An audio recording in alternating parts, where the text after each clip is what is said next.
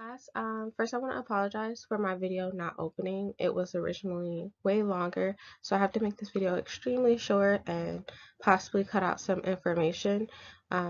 So yeah, I want to apologize about that.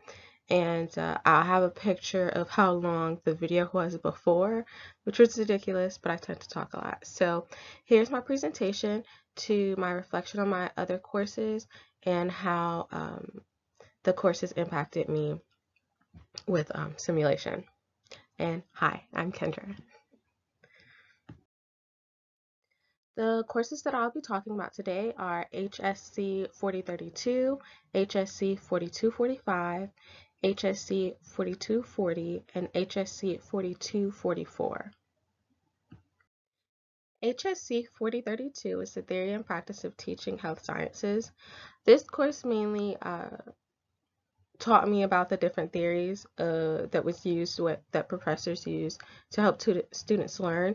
They did studies and data and collected data such as quantitative and qualitative data, which were like surveys and interviews, etc., to see what students did and did not know beforehand and see what they did know after.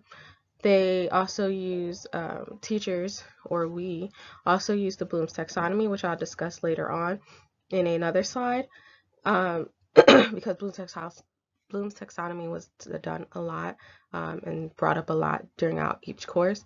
And the course of HSC 4032 was, in the end, wanted to create methods that promote learning and motivate students to want to learn more in the end. Now, the theories that we covered was Dewey, which his theory was learn through experience. Lewin's theory was to learn in a real life environment, such as like hospital or doing clinicals.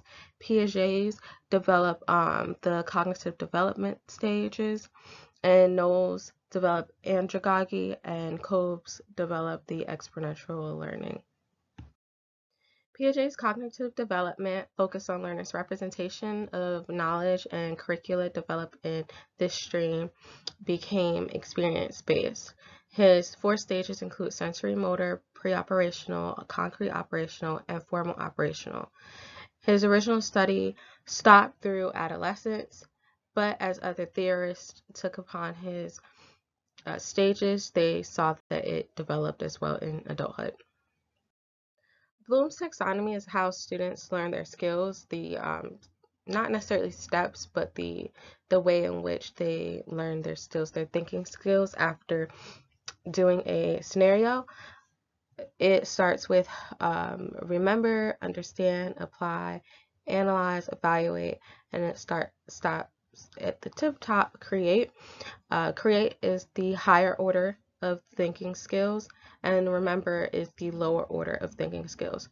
Bloom's taxonomy was revised in 2001 by other theorists as well. Experiences, which include the MULAs, the calibrated check, and programming. The calibrated check is just a video into which we already did the calibration, and we were just making sure with the blood pressure on the finger that everything was correct. So yeah, enjoy. HSC 4245, Instructional Technologies and Healthcare Simulation, was one of my favorite courses because it went into depth on all the simulators that could be used in education and how the different technologies were used to educate the students.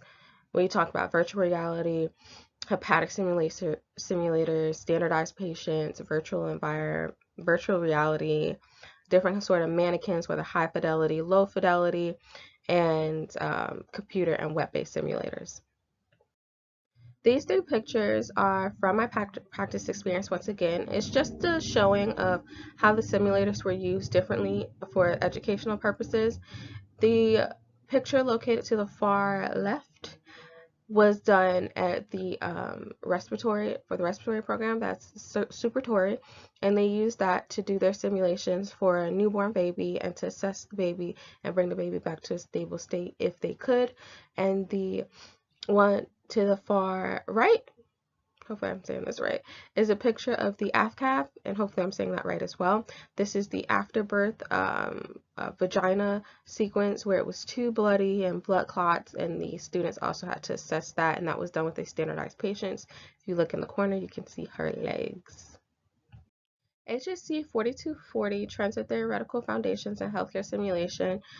It focused on the use of simulation being used for different technology, different classes or programs.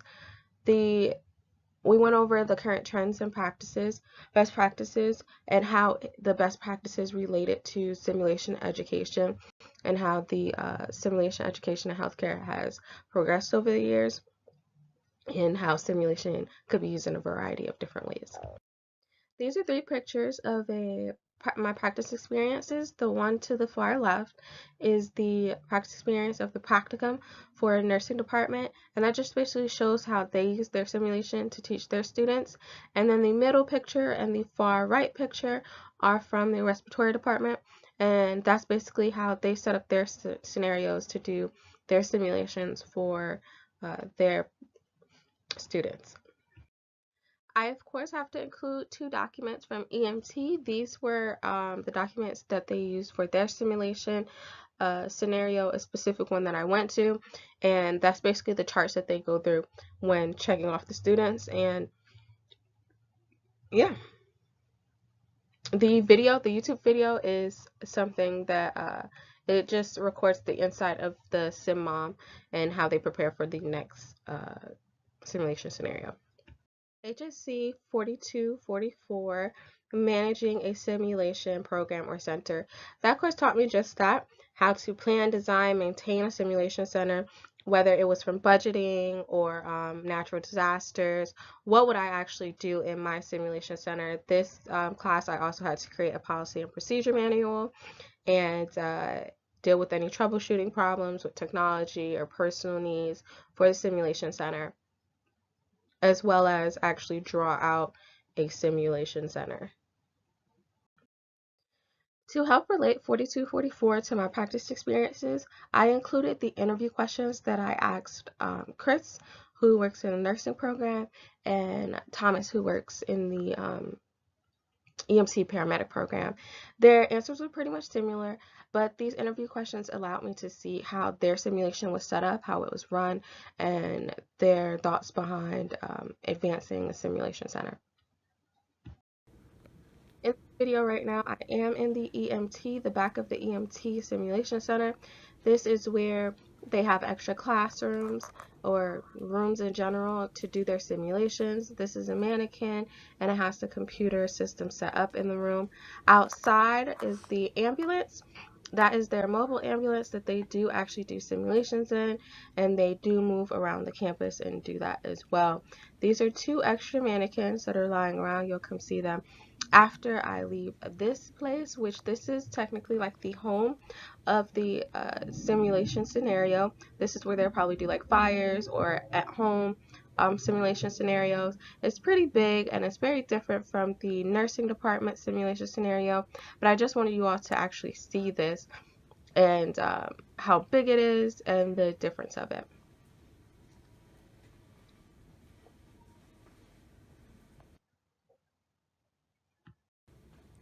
This is a continuation of the last video. I'm actually exiting the home portion of the back of the EMT Simulation Center. And this is a mannequin. This is a moulash that they created on this mannequin, and they taped it down for the realistic effect. Now I'm going to be heading in the patient's room of a hospital. This is what they have in there. They also have a medicine cabinet, which I believe is locked. I actually did not check. And that's where they keep all the fake medicine, syringes, and things of that nature. Now I'm headed back to the entrance. Here's the entrance of the actual simulation center. To pass these courses and to gain everything that I needed to gain, I had to learn early on to ask a bunch of questions, make sure I communicate with my professors, make sure I'm on time with everything, and if not, make sure I am communicating with my professors if anything comes up, and being attentive and being focused to know that what I want my future goals to be. Now, what is the future for me, or how did these courses impact my view on simulation? I do plan on continuing my career as a simulation operations specialist, but I also want to further my education to get some type of medical background, whether it's occupational therapy, physical therapy, or just becoming a nurse, possibly even an EMT. It also showed me to be open-minded, because I definitely did go in thinking that I would be doing something completely different. And it impacted me by knowing that I do want to travel with this career. I do want to see how other simulation centers are set up and how they run things.